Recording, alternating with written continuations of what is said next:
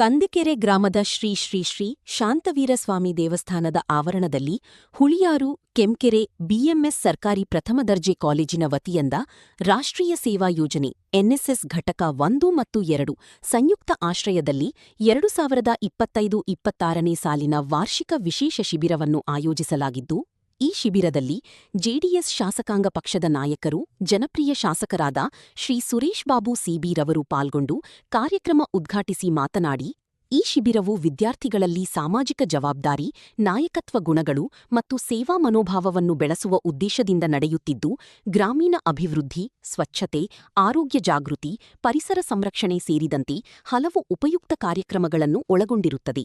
ಗ್ರಾಮದ ಅಭಿವೃದ್ಧಿಗೆ ವಿದ್ಯಾರ್ಥಿಗಳ ಸಕ್ರಿಯ ಪಾಲ್ಗೊಳ್ಳುವಿಕೆಯನ್ನು ಉತ್ತೇಜಿಸುವ ಈ ಶಿಬಿರವು ಸಮಾಜ ಸೇವೆಯ ಮಹತ್ವವನ್ನು ತಿಳಿಸುವುದರ ಜೊತೆಗೆ ಯುವಜನತೆಗೆ ಉತ್ತಮ ದಾರಿ ತೋರಿಸುವ ಮಹತ್ವದ ವೇದಿಕೆಯಾಗಲಿದೆ ಎಂದು ತಿಳಿಸಲಾಯಿತು. ಈ ಸಂದರ್ಭದಲ್ಲಿ ಪ್ರಾಂಶುಪಾಲರು, ಸಹಶಿಕ್ಷಕರು, ಕಾಲೇಜಿನ ಅಭಿವೃದ್ಧಿ ಸಮಿತಿಯ ಸದಸ್ಯರು, ಪಟ್ಟಣ ಪಂಚಾಯತಿ ಉಪಾಧ್ಯಕ್ಷರು, ವಿಎಸ್ಎಸ್ಎನ್ ಸೊಸೈಟಿಯ ಅಧ್ಯಕ್ಷರು, ಮುಖಂಡರು, ವಿದ್ಯಾರ್ಥಿಗಳು ಹಾಗೂ ಆತ್ಮೀಯರು ಪಾಲ್ಗೊಂಡಿದ್ದರು. ಶಿಬಿರ ಅಂತಂದ್ರೆ ಖಂಡಿತ ಒಂದು ಮಕ್ಕಳಲ್ಲಿ ಎಲ್ಲ ರೀತಿಯ ಬರೀ ಪುಸ್ತಕದ ಚಟುವಟಿಕೆ ಅಷ್ಟೇ ಬಿಟ್ಟು ಬೇರೆ ಸಾಮಾಜಿಕ ಚಟುವಟಿಕೆಗಳು ಮತ್ತೆ ಎಲ್ಲ ಗ್ರಾಮಗಳ ಒಂದು ಎಲ್ಲ ಇರ್ತಕ್ಕಂಥ ನೈರ್ಮಲ್ಯಗಳನ್ನ, ಸ್ವಚ್ಛತೆ ಎಲ್ಲದನ್ನು ಕೂಡ ಕಾಪಾಡಬೇಕು. ಆ ನಿಟ್ಟಿನಲ್ಲಿ ಇದನ್ನೆಲ್ಲ ಕೂಡ ಮಾಡಿಸುವಂಥ ಕೆಲಸ, ಶ್ರಮದಾನ ಅಂತಕ್ಕಂಥದ್ದು ಏನು ಹೇಳ್ತೀವಿ ಅದನ್ನು ಮಾಡಲಿಕ್ಕೆ ಇದೊಂದು ಅವಕಾಶ. ಮಕ್ಕಳ ನೀವೆಲ್ಲ ಏನು ಒಂದು ಸುಮಾರು 50 ಜನ ಮಕ್ಕಳು ನೀವು ಆಯ್ಕೆ ಆಗಿದ್ದೀರಿ. ಖಂಡಿತ ಒಂದು ಹಾಸ್ಟೆಲಲ್ಲಿ ನೀವೇನಾದ್ರು ಓದಿದ್ರೆ ಇದೆಲ್ಲ ಕೂಡ ಕಲಿತಾ ಇದ್ರಿ. ನಿಮ್ಮ ಬಟ್ಟೆ ನೀವೇ ಹೋಗ್ಕೊಳ್ಳೋದು, ನಿಮ್ಮ ಪುಸ್ತಕಗಳು ನಿಮ್ಮ ಒಂದ್ ಕಡೆ ಸ್ವಚ್ಛವಾಗಿ ಇಟ್ಕೊಳ್ಳೋದು, ನಿಮ್ಮ ಒಂದು ಎಲ್ಲ ಕೆಲಸ ಕಾರ್ಯಗಳನ್ನ ನಾವೇ ಮಾಡ್ಕೊಳ್ಳೋದು, ಇದೆಲ್ಲ ಕಲಿತ್ರೆ ಖಂಡಿತ ಯಾರ ಮೇಲೂ ಕೂಡ ನಾವು ಅವಲಂಬಿತರಾಗಲ್ಲ. ಅದರಿಂದ ನಮಗೂ ಕೂಡ ಆರೋಗ್ಯಕ್ಕೆ ಒಳ್ಳೇದು. ಈಗೆಲ್ಲ ನೋಡ್ತಾ ಇದೀವಿ ನಾವು, ಒಂದು 30-40 ವರ್ಷ ಆದ್ಮೇಲೆ ಎಲ್ಲರೂ ಕೂಡ ಪಾರ್ಕ್ಗಳಲ್ಲಿ ವಾಕ್ ಮಾಡ್ತಕ್ಕಂಥದ್ದು ಇದೆಲ್ಲ ನೋಡಿದಾಗ ಎಲ್ಲೋ ಒಂದ್ ಕಡೆ ಈಗಿನ ಪ್ರಕೃತಿ ವಿಕೋಪದಡಿನಲ್ಲಿ ಯಾವ ಕಾಯಿಲೆಗಳು ಯಾವಾಗ ಯಾರಿಗೆ ಬರುತ್ತೆ ಗೊತ್ತಿಲ್ಲ. ನಾವು ತಿಂತಾ ಇರ್ತಕ್ಕಂಥ ಒಂದೊಂದು ತುತ್ತು ಆಹಾರನೂ ಕೂಡ ಎಲ್ಲೋ ಒಂದ್ ಕಡೆ ಕಲ್ಮಶವಾಗಿ ವಿಷವಾಗಿ ಪರಿವರ್ತನೆ ಆಗ್ತಾ ಇದೆ. ಬಿಟ್ರೆ ಖಂಡಿತ ನಾವು ಪೌಷ್ಟಿಕ ಆಹಾರ ಯಾವುದನ್ನು ಕೂಡ ಸೇವನೆ ಮಾಡ್ಲಿಕ್ಕೆ ಆಗ್ತಾ ಇಲ್ಲ. ಬೆಳೀತಾ ಇರ್ತಕ್ಕಂಥದ್ದೆಲ್ಲ ಕೂಡ ರಾಸಾಯನಿಕ ಗೊಬ್ಬರಗಳನ್ನ ಹಾಕಿ ನಾವಿವತ್ತು ಎಲ್ಲ ಪದಾರ್ಥಗಳನ್ನು ಬೆಳೀತಾ ಇದೀವಿ. ಈಗ ಒಂದು ಬಾಳೆಹಣ್ಣು ಹಣ್ಣು ಮಾಡ್ಬೇಕು ಅಂದ್ರೂ ಕೂಡ ಅದನ್ನ ಬೇಗ ಬಲವಂತವಾಗಿ ಹಣ್ಣು ಮಾಡ್ಲಿಕ್ಕೆ ಏನ್ ಮಾಡ್ಬೇಕು ಪ್ರಯತ್ನ ಮಾಡ್ತಾರೆ. ಹಳಸಿನ ಹಣ್ಣು ಮಾಡ್ಬೇಕಾದ್ರೂ ಬಲವಂತವಾಗಿ ಹಣ್ಣು ಮಾಡ್ಲಿಕ್ಕೆ ಪ್ರಯತ್ನ ಮಾಡ್ತಾರೆ. ಕಲಂಗಡಿ ಹಣ್ಣೊಳಗಡೆ ಕೆಂಪು ಕಾಣಿಸ್ಬೇಕು ಅಂದ್ರೂ ಅದಕ್ಕೂ ಏನೋ ಇಂಜೆಕ್ಟ್ ಮಾಡ್ತಾರೆ. ಇದೆಲ್ಲ ತಿಂದು ನಾವೇನಾಗ್ತಾ ಇದೀವಿ ಯೋಚನೆ ಮಾಡಿದಿರಾ? ಖಂಡಿತ ಇವತ್ತು ಹಳ್ಳಿ ಕಡೆನಲ್ಲಿ ಏನಾಗಿದೆ, ತರಕಾರಿ ಗಾಡಿ ಬರುತ್ತಾ ಅಂತ ಕಾಯುವಂತ ಪರಿಸ್ಥಿತಿಗೆ ಬಂದ್ಬಿಟ್ಟಿದೀವಿ ನಾವು. ಹೆಣ್ಮಕ್ಳು ತರಕಾರಿ ಗಾಡಿ ಬರುತ್ತಾ ಹಳ್ಳಿಗೆ ತರಕಾರಿ ತಗೋಬೇಕು ಅಂತ. ಹಿಂದೆ ಇತ್ಲಲ್ಲಿ ಅವರೆ ಗಿಡ, ಬದನೆಕಾಯಿ, ಮುಳ್ಳಿ, ಮೆಣಸಿನಕಾಯಿ ಎಲ್ಲ ಹಾಕೊಂಡಿರೋರು ಅವ್ರ ಮನೆ ಹಿಂದ್ಗಡೆನೆ, ಅವ್ರ ಬಚ್ಚಲ ನೀರಲ್ಲಿ ಅವೆಲ್ಲ ಕೂಡ ಬೆಳೀತಾ ಇತ್ತು. ಇವತ್ತು ಯಾರು ಏನು ಬೆಳಿಲಿಕ್ಕೆ ಪ್ರಯತ್ನ ಮಾಡ್ತಾ ಇಲ್ಲ. ಎಲ್ಲದನ್ನು ಕೂಡ ಬೇರೆಯವ್ರ ಬಗ್ಗೆ ಅವಲಂಬಿತರಾಗಿದ್ದೇವೆ. ಆ ಅವಲಂಬಿತತನದ ಏನಾಗುತ್ತೆ, ನಮ್ಗೆಲ್ಲ ಒಬೆಸಿಟಿ ಇದೆಲ್ಲ ಪ್ರಾರಂಭ ಆಗ್ತಕ್ಕಂಥದ್ದು.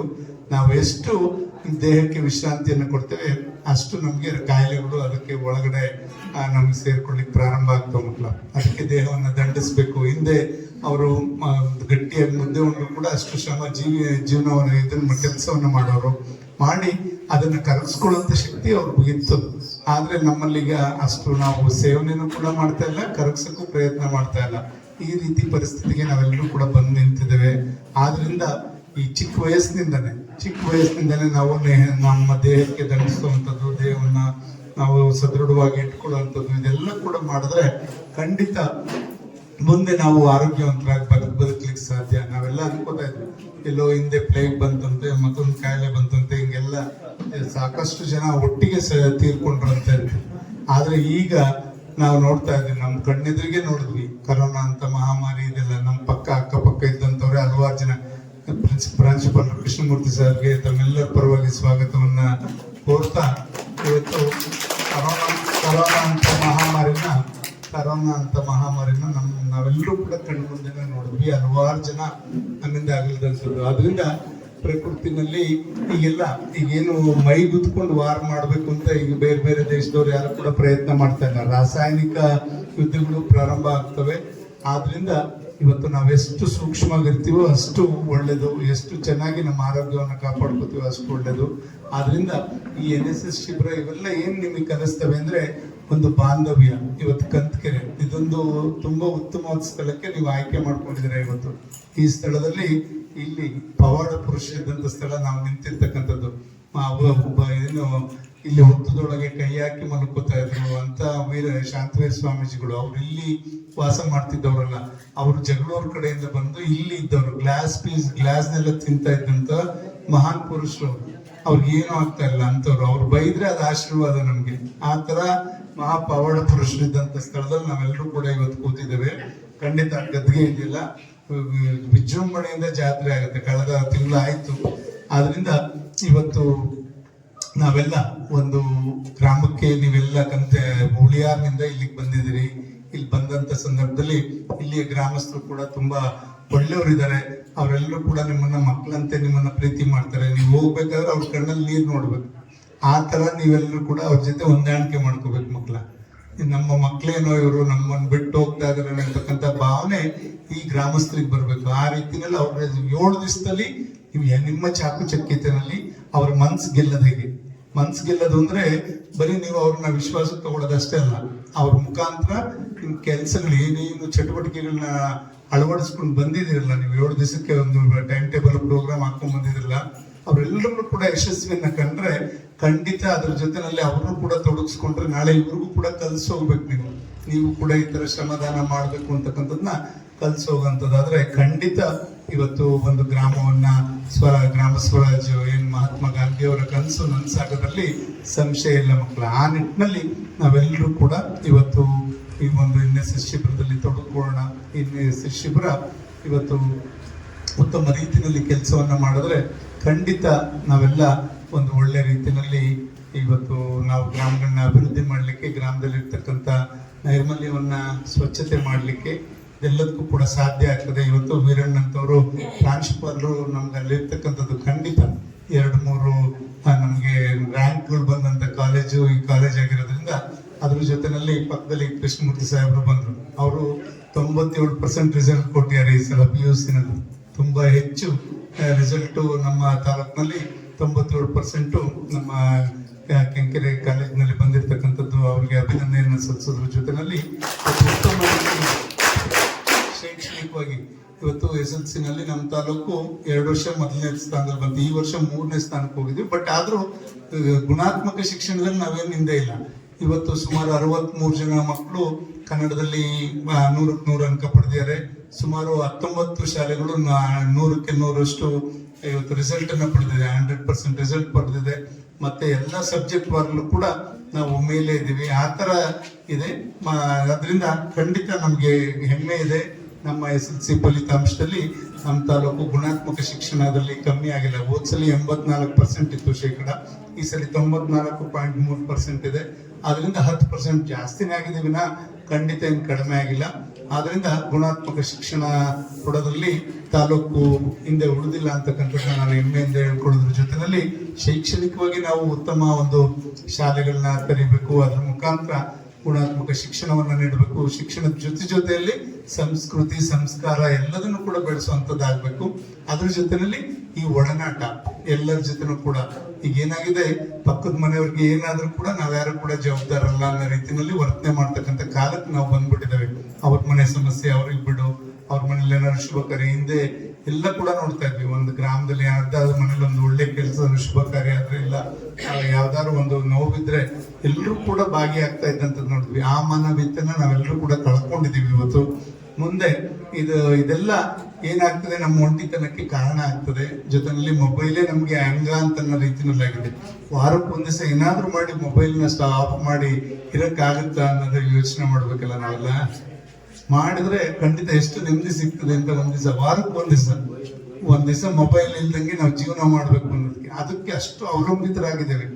ಅದರಿಂದ ಖಂಡಿತ ಅದ್ ಮಾಡಿದ್ರೆ ನಮ್ಮ ಮನ್ಸಿಗೆ, ಇವತ್ತು ಎಲ್ರೂ ಕೂಡ ಒಂದು ಇದರಲ್ಲಿ ಏನು ಸ್ಟ್ರೆಸ್ ಅಲ್ಲೇ ಬದುಕ್ತಾ ಇದ್ದೇವೆ ನಾವೆಲ್ಲರೂ ಕೂಡ. ಒಂದು ಯಾರಿಗೂ ಕೂಡ ನೆಮ್ಮದಿ ಇಲ್ಲ, ಶ್ರೀಮಂತನಿಗೂ ನೆಮ್ಮದಿ ಇಲ್ಲ, ಬಡವನಿಗೂ ಕೂಡ ನೆಮ್ಮದಿ ಇಲ್ಲ. ಆ ಮಟ್ಟಕ್ಕೆ ಬಂದಿರೋದ್ರಿಂದ ಖಂಡಿತ ನಾವೆಲ್ಲ ಇವತ್ತು ಒಂದು ಒಳ್ಳೆ ರೀತಿಯ ಒಂದು ಬದಲಾವಣೆ ತರಲಿಕ್ಕೆ ಇವತ್ತು ಯುವ ಶಕ್ತಿಗೆ ಸಾಧ್ಯ ಅಂತಕ್ಕಂಥದ್ದು ನಂಬಿಕೆಯನ್ನ ಇಟ್ಟಿರ್ತಕ್ಕಂಥ ದೇಶ ನಮ್ದು. ಆದ್ರಿಂದ ನಮ್ಮ ದೇಶದಲ್ಲಿ ಯುವಕರು ಒಂದು ಮನ್ಸು ಮಾಡಿದ್ರೆ ಖಂಡಿತ ಏನ್ ಬೇಕಾದ್ರೂ ಕೂಡ ಸಾಧನೆ ಮಾಡ್ಬೋದು. ಆ ನಿಟ್ಟಿನಲ್ಲಿ ಇವತ್ತು ನಮ್ಮ ಹುಳಿಯಾರ್ನ ಡಿಗ್ರಿ ಕಾಲೇಜ್ನ ಮಕ್ಕಳು ಇವತ್ತೇನು NSS ಶಿಬಿರದಲ್ಲಿ ತಾವೆಲ್ಲರೂ ಕೂಡ ಪಾಲ್ಗೊಳ್ತಿದ್ರಿ. ಖಂಡಿತ ನಾವೆಲ್ಲರೂ ಕೂಡ ಒಂದು ಸಂಕಲ್ಪ ಮಾಡೋಣ. ನಾವೆಲ್ಲರೂ ಕೂಡ ಒಂದು ಒಳ್ಳೆ ರೀತಿಯಲ್ಲಿ ಸಮಾಜವನ್ನು ಕಟ್ಟ ನಿಟ್ಟಿನಲ್ಲಿ ನಾವೆಲ್ಲರೂ ಕೂಡ ಜೀವನ ಬದುಕು ಮಾಡಬೇಕು ಅಂತಕ್ಕಂಥದ್ದನ್ನ ನಾವೆಲ್ಲರೂ ಕೂಡ ಸಂಕಲ್ಪ ಮಾಡಿ ಒಂದು ಒಳ್ಳೆ ಹಾದಿನಲ್ಲಿ ಹೋಗೋದಕ್ಕೆ ನಾವೆಲ್ಲರೂ ಕೂಡ ಪ್ರಯತ್ನ ಮಾಡೋಣ ಅಂತಕ್ಕಂಥದ್ದನ್ನ ಈ ಸಂದರ್ಭದಲ್ಲಿ ಹೇಳ್ತಾ, ಇವತ್ತು NSS ಶಿಬಿರದ ಜೊತೆನಲ್ಲಿ ಇವತ್ತು ನನಗೂ ಒಂದು ಹೆಮ್ಮೆ ಇದೆ. ನಾನು ಕೂಡ ಸಾಕಷ್ಟು ಪರಿಶ್ರಮ ಆಗ್ತೀನಿ, ಎಲ್ಲದಕ್ಕೂ ಕೂಡ ಆಗ್ತೀನಿ. ಜೊತೆನಲ್ಲಿ ಇವತ್ತು ಈ ಸತಿ ಚುನಾವಣೆಯಲ್ಲಿ ನನ್ನನ್ನ ಜನ ಆಯ್ಕೆ ಮಾಡಿ ಕಳ್ಸಿದ ನಂತರ ನಾವೊಂದು ಸಂಕಲ್ಪ ಮಾಡಿದೆ. ನನ್ನಲ್ಲೂ ನ್ಯೂನ್ಯತೆಗಳಿತ್ತು, ಮೊಬೈಲ್ ಎತ್ತಲ್ಲ, ಮತ್ತೊಂದು ಕೈಗೆ ಸಿಗಲ್ಲ ಅಂತಕ್ಕಂಥದ್ದು. ಅದೆಲ್ಲ ಸರಿಪಡಿಸೋ ನಿಟ್ಟಿನಲ್ಲಿ ಇವತ್ತು ನಾನು ಜನಗಳ ಜೊತೆನೆ ತೊಡಕೋಬೇಕು ಅಂತ ಅಧಿಕಾರಿಗಳನ್ನೆಲ್ಲ ಕಟ್ಟಿಕೊಂಡು ಎಲ್ಲ ಇಲಾಖೆ ಅಧಿಕಾರಿಗಳು, ತಹಸೀಲ್ದಾರಿಂದ ಹಿಡಿದು PDO ವರೆಗೂ ಕೂಡ ಎಲ್ಲರನ್ನು ಕೂಡ ಸೇರಿಸ್ಕೊಂಡು ಪ್ರತಿ ವಾರ ನಾವು ಜನಸ್ಪಂದನ ಮಾಡ್ತೀವಿ. ಚಿಕ್ಕನಾಗಿನಲ್ಲಿ ಇದು 107 ವಾರ ಆಗಿದೆ. ಮುಂದಿನ ಸೋಮವಾರ ಬಂದು 108ನೇ ವಾರ. 100 ವಾರಕ್ಕೆ ಅವತ್ತು ಒಂದು ಒಳ್ಳೆ ಕಾರ್ಯಕ್ರಮನೂ ಕೂಡ ಮಾಡಿದ್ವಿ. ಹೆಲ್ತ್ ಕ್ಯಾಂಪ್ ಇದೆಲ್ಲ ನಮ್ಮ MP ಅವ್ರನ್ನ, ಸೆಂಟ್ರಲ್ ಮಿನಿಸ್ಟರ್ನ ಎಲ್ಲ ಕರೆಸಿ ಆ ಸಂದರ್ಭದಲ್ಲಿ ಅದನ್ನ ನನ್ನ ಇಂಡಿಯನ್ ಬುಕ್ ಆಫ್ ರೆಕಾರ್ಡ್ನವರು ಅದನ್ನ ಗುರುತಿಸಿ ನನಗೆ ಅವಾರ್ಡನ್ನು ಕೂಡ ಕೊಟ್ಟಿದ್ದಾರೆ. ಅಲ್ಲಿ ಇಂಡಿಯನ್ ಬುಕ್ ಆಫ್ ಅವಾರ್ಡ್ ಕೂಡ ಸಿಕ್ಕಿದೆ. ಅದು ನಮ್ಮ ಎಲ್ಲ ಅಧಿಕಾರಿಗಳಿಗೆ ನನ್ನ ಕ್ಷೇತ್ರದ ಜನಕ್ಕೆ ಸೇರ್ಬೇಕು. ಜನಗಳ ಸಮಸ್ಯೆ ನಾವು ಯಾವತ್ತೂ ಕೂಡ ಯಾವ ಜಾತಿ, ಯಾವ ಮೇಲು ಕೀಳು, ಶ್ರೀಮಂತ ಬಡವ ಇಂಥ ಪಕ್ಷ ಏನು ಕೂಡ ನೋಡಲಿಲ್ಲ. ಎಲ್ಲರನ್ನೂ ಕೂಡ ಒಂದೇ ಸಮನಾಗಿ ನೋಡುವಂತ ಕೆಲಸ ಮಾಡಿದ್ರಿಂದ ಖಂಡಿತ ಅಂತ ಒಂದು ಮಹತ್ವವಾದಂತ ಒಂದು ಪ್ರಶಸ್ತಿಯನ್ನ ಇವತ್ತು ನನಗೆ ಇಂಡಿಯನ್ ಬುಕ್ ಆಫ್ ಅವಾರ್ಡ್ ಸಿಗ್ಲಿಕ್ಕೆ ಸಾಧ್ಯ ಆಗಿದೆ. ಅದನ್ನ ನನ್ನ ಜನಕ್ಕೆ ಅರ್ಪಿಸಲಿಕ್ಕೆ ಬಯಸ್ತೇನೆ. ಬಿಟ್ರೆ ಖಂಡಿತ ಇನ್ನೂ ಹೆಚ್ಚಿನ ಜವಾಬ್ದಾರಿ ನನಗೆ ನೀಡಿದೆ ಅದಂತ ಭಾವಿಸ್ಕೊಂಡು ನಾನು ಕೆಲಸ ಮಾಡ್ಕೊಂಡು ಹೋಗ್ತೇನೆ.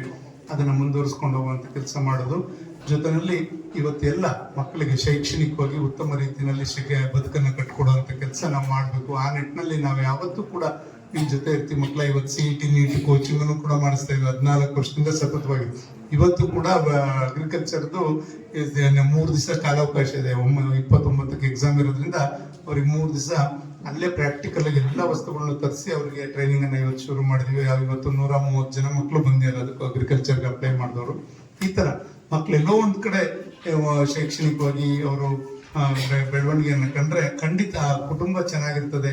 ಒಬ್ರು ವಿದ್ಯಾವಂತರಾದ್ರೆ ಅವ್ರನ್ನ ಮುಂದೆ ಅವ್ರ ಏನು ಹಿರಿಯರಿದ್ದಾರೆ ಅವರೆಲ್ಲರನ್ನೂ ಕೂಡ ಒಳ್ಳೆ ರೀತಿಯಲ್ಲಿ ಅವರ ಜೀವನವನ್ನ ಸಾಗಿಸ್ಲಿಕ್ಕೆ ಸಾಧ್ಯ ಆಗ್ತದೆ ಅಂತಕ್ಕಂಥದ್ದು. ಮುಂದೆ ನಾವು KS ಕೂಡ ಮಾಡಿಸ್ಬೇಕು ಅಂತ ಇದೀವಿ ಸರ್. ಏನು FDA SDA ಮತ್ತೆ ಪೊಲೀಸ್ ಇಂಟರ್ವ್ಯೂಸ್ ಇದೆಲ್ಲ ಏನ್ ಬರ್ತದೆ ಅದೆಲ್ಲದಕ್ಕೂ ಕೂಡ ಒಂದು ಪ್ಲಾನ್ ಮಾಡಬೇಕು ಅಂತ ಇನ್ಸೈಟ್ ಅಕಾಡೆಮಿ ನಮ್ಮ ಇನ್ಸೈಟ್ ಅಕಾಡೆಮಿಯ ನಮ್ಮ ಇವ್ರನ್ನ ಒಡೆಯರವ್ರನ್ನ ಎಲ್ಲರೂ ಕೂಡ ಕೇಳಿದ್ದೇವೆ. ಖಂಡಿತ ಅದನ್ನು ಕೂಡ ಮಾಡುವಂತ ಕೆಲಸ ಆದ್ರೆ ಎಲ್ಲ ಏನು ಕಾಂಪಿಟೇಟಿವ್ ಎಕ್ಸಾಮ್ಸ್ ಕೂಡ ನಮ್ಮ ಮಕ್ಕಳಿಗೆ ಅವಕಾಶಗಳು ದೊರಕಿದ್ರೆ, ಈ ಗ್ರಾಮೀಣ ಪ್ರದೇಶದ ಮಕ್ಕಳಿಗೆ ಇದೆಲ್ಲ ಅವಕಾಶ ಸಿಕ್ಕಿದ್ರೆ ಖಂಡಿತ ಅವ್ರ ಮೇಲೋಗೋದ್ರಲ್ಲಿ ಸಂಶಯ ಇಲ್ಲ. ಆ ನಿಟ್ಟಿನಲ್ಲಿ ಎಲ್ಲ ಮಕ್ಕಳನ್ನು ಕೂಡ ಬೆಳೆಸೋದಕ್ಕೆ ನಾವು ನೋಡ್ತೀವಿ. ಹೋದ್ಸಲ CET ನಲ್ಲಿ 92 ಜನ ಮಕ್ಕಳು ಗೌರ್ಮೆಂಟ್ ಸೀಟ್ ತಗೊಂಡ್ರು. ಗೌರ್ಮೆಂಟ್ ಸೀಟ್ ತಗೊಂಡ್ರು ಅಂದ್ರೆ ಅವ್ರ ತಂದೆ ತಾಯಿಗೆ ಖರ್ಚಿಲ್ದಂಗೆ ಓದ್ತಾ ಇದಾರೆ. 8-10 ಲಕ್ಷ ರೂಪಾಯಿ ಖರ್ಚಾಗುತ್ತೆ. ಒಬ್ರು ಇಂಜಿನಿಯರ್ ಏನಾರು ಮಾಡಬೇಕು ಅಂದ್ರೆ ಅದನ್ನ ಖರ್ಚಿದ್ದಂಗೆ ಓದ್ತಾ ಇದ್ದಾರೆ. ಖಂಡಿತ ಅದು ಈ ಸಲ ಇನ್ನೂ 100ಕ್ಕಿಂತ ಹೆಚ್ಚು ಜನ ಹೋಗ್ತಾರೆ ಅಂತಕ್ಕಂಥದ್ರಲ್ಲಿ ಸಂಶಯ ಇಲ್ಲ. ಈ ರೀತಿ ಒಬ್ಬೊಬ್ರು ಒಂದೊಂದು ದಡ ಸೇರ್ಬೇಕು ಸರ್ ಶೈಕ್ಷಣಿಕವಾಗಿ ಅಂತಕ್ಕಂಥದ್ದು ನಮ್ಮ ಉದ್ದೇಶ. ಆ ನಿಟ್ಟಿನಲ್ಲಿ ಇವತ್ತು ಎಲ್ಲ ಮಕ್ಕಳು ಇವತ್ತು ಸುಮಾರು 36 ಜನ ಮಕ್ಕಳು SSLC ನಲ್ಲಿ 600ಕ್ಕಿಂತ ಹೆಚ್ಚು ಅಂಕ ಪಡೆದಿರೋರು. 622 ಹೈಯೆಸ್ಟ್ ಇದೆ ನಮ್ಮ ತಾಲೂಕಿನಲ್ಲಿ. ಅಷ್ಟು ಜನ ಪಡೆದಿರೋ ಅವರೆಲ್ಲರ ಮನೆಗೆ ಹೋಗಿ ಅವ್ರನ್ನ ಗೌರವಿಸುವಂತ ಕೆಲಸ ನಾನು ಅವರು ಶೀಘ್ರದಲ್ಲೇ ಮಾಡ್ತೇವೆ. ಆದ್ರಿಂದ ಇವತ್ತು ಶೈಕ್ಷಣಿಕವಾಗಿ ನೀವೆಲ್ಲರೂ ಕೂಡ ಮುಂದೆ ಬರಬೇಕು. ಜೊತೆಗೆ ಸಾಮಾಜಿಕವಾಗಿ ಕೂಡ ನೀವು ಅದ್ರ ಬಗ್ಗೆ ಚಿಂತನೆಯನ್ನ ಮಾಡಬೇಕು. ಮತ್ತೆ ಸಂಸ್ಕಾರವನ್ನು ಕಲ್ತ್ಕೊಡುವಂಥದ್ನ ನಾವೆಲ್ಲರೂ ಕೂಡ ರೂಢಿ ಮಾಡ್ಕೊಂಡ್ರೆ ಖಂಡಿತ ಉತ್ತಮ ರೀತಿಯಲ್ಲಿ ಬಾಳ್ಮೆ ಮಾಡ್ಲಿಕ್ಕೆ ಸಾಧ್ಯ ಆಗ್ತದೆ ಅಂತಕ್ಕಂಥದ್ದನ್ನ ಈ ಸಂದರ್ಭದಲ್ಲಿ ಹೇಳ್ತಾ, ಇಲ್ಲಿ ತಮ್ಮ ಜೊತೆ ಕೆಲವು ಮಾತನ್ನ ಹಂಚ್ಕೊಳ್ಳಿಕ್ಕೆ ಅವಕಾಶ ಮಾಡಿಕೊಟ್ಟಂತ ಎಲ್ಲ ನನ್ನ ಪ್ರೀತಿಯ ವಿದ್ಯಾರ್ಥಿಗಳಿಗೂ, ಪೂಜ್ಯ ಎಲ್ಲ ಉಪನ್ಯಾಸಕರಿಗೂ ಎಲ್ರಿಗೂ ವಂದಿಸಿ ನನ್ನ ಮಾತು ಮುಗಿಸ್ತೇನೆ. ಜೈ ಹಿಂದ್, ಜೈ ಕರ್ನಾಟಕ.